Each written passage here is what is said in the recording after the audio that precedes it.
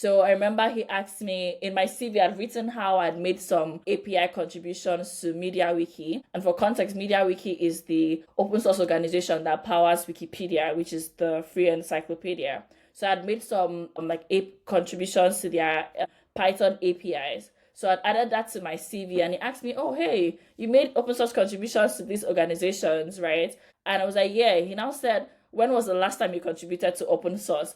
And thankfully, I had just made one contribution to open source that morning before the interview. So I Wow. was like, yeah, I was like, I told him I made one this morning. He asked me to tell him about it, and then I explained how I wrote like the created like the Python APIs for the Wikipedia product, and how I'd also worked on the documentation for the API. Just really pretty much explaining like the whole process of what I did, and he was so impressed. Like it was like, oh, nice, nice, cool, because one of the things the company wanted to work on was improving the developer experience of like their APIs, right? And they needed a software engineer to focus on that particular aspect of their company. So contributing to this open source project was one of the key things that landed me that role. And if I had no open source contributions, well, I don't know, I most likely would have not gotten the shot that I got into that company. And yeah, so open source contributions are fantastic for software engineers.